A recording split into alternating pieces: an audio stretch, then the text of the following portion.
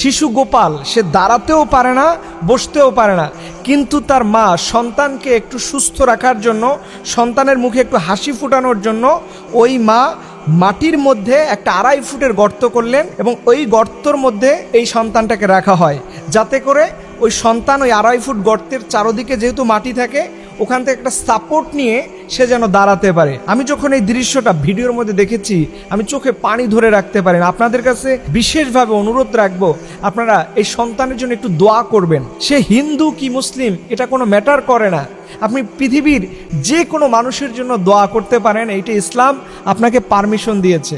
আপনারা দোয়া করুন সন্তানরা যেন সুস্থ হয়ে যায়।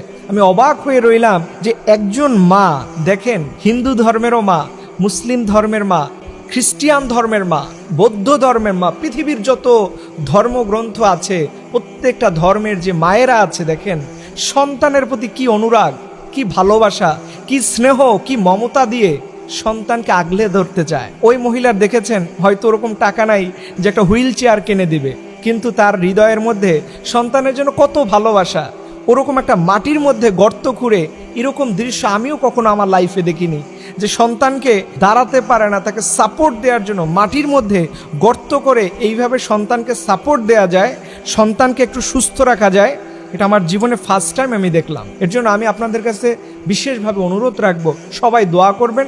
পাশাপাশি যাদের সুযোগ হয়, আপনারা এই ঘটনার ব্যাপকভাবে বাংলাদেশে আলোড়ন সৃষ্টি করেছে, আপনারা ওই জায়গা থেকে আপনাদের সাধ্য অনুযায়ী ওদের পাশে দাঁড়াবেন। এরকম অনেক শিশুরা আছে যারা নিজের পায়ে দাঁড়াতে পারে না, বসতে পারে না। এগুলোতে এলাকায় খোঁজ খবর নিয়ে ওখানকার একটা টিম গঠন করে ডক্টরদের পরামর্শ নিয়ে এদের পাশে দাঁড়াবেন। এখানে হিন্দুও দেখবেন না, মুসলিমও দেখবেন না, পৃথিবীর মানুষ, এটা হচ্ছে তার বড় পরিচয়।